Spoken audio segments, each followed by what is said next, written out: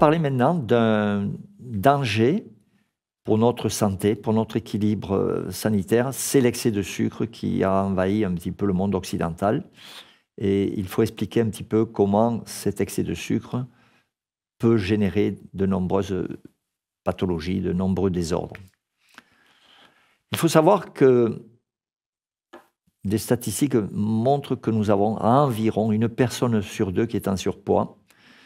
Et avec l'IMC, c'est-à-dire des chiffres qu'on calcule, que vous avez dans la première ligne, 19, de 19 à 25, c'est normal. Au-dessus, on commence à avoir du surpoids. Au-dessus de 30, on commence à être obèse, etc., etc. Donc, on voit qu'il y a environ 30% de gens qui sont en surpoids avec une légère obésité. Bon, ça, c'est quotidien. C'est quand même 30% de la population, 1 sur 3. Hein. Ensuite, il y en a 18% qui développent vraiment des obésités sévères, avec un excès pondéral négatif. Et puis, il y a des obésités morbides. Là, c'est des gens qui ne peuvent même pas se déplacer. On en voit quelquefois dans certains films ou dans certaines émissions de télévision. Et là, c'est encore un pourcentage important. Les obésités sévères et morbides, c'est 18%. Donc, on voit bien 48% qu'il y a un ensemble de population qui gère mal son sucre.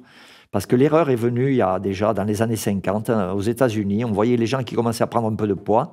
Et on a dit, il faut arrêter les graisses. Ne mangeons plus de beurre, ne mangeons plus de saindoux, alors que ces graisses nourrissaient la population depuis des siècles. Et en croyant bien faire, les professeurs universitaires ont favorisé les produits allégés, riches en céréales, et en diminuant les graisses.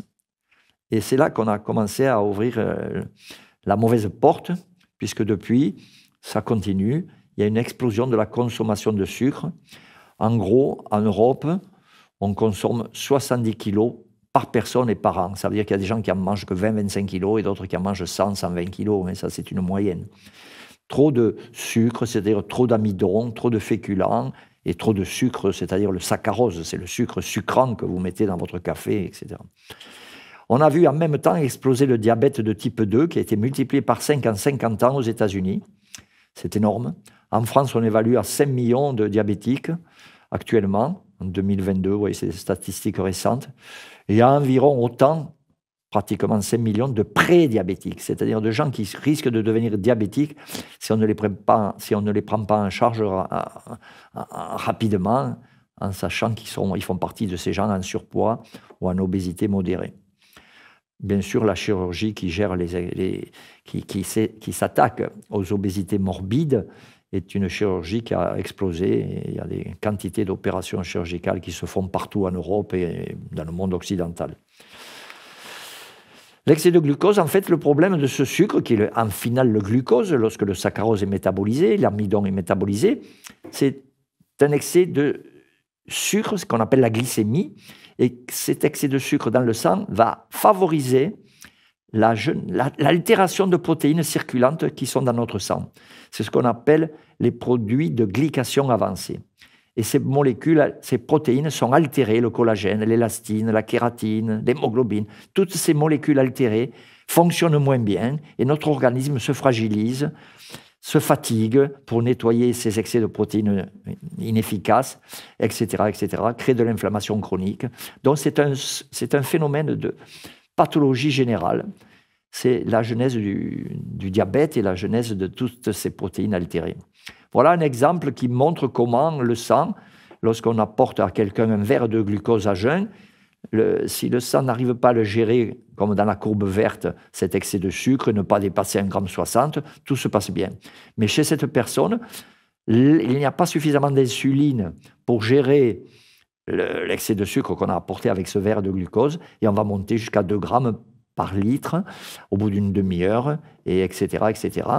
Et on revient à peu près à la normale au bout de 2 heures, 2 heures et demie, mais cette période où le sucre était trop important dans le sang, c'est la période qui génère ces fameuses molécules glyquées, ces fameuses molécules qui altèrent les protéines dont nous avons besoin.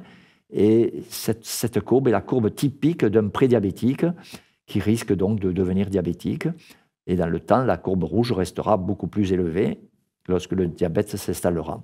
Donc il faut manger essentiellement des fibres pour gérer le passage du glucose, qu'il soit moins rapide dans le passage dans le sang. lors de la digestion. Il faut toujours mettre des fibres lors d'un repas idéal pour commencer ce fameux repas. Ensuite, on mange des protéines, des légumineuses. On peut manger du fromage et un petit dessert si on a envie, mais il faut avoir commencé par un bon plat végétal avec des salades, des fibres, etc.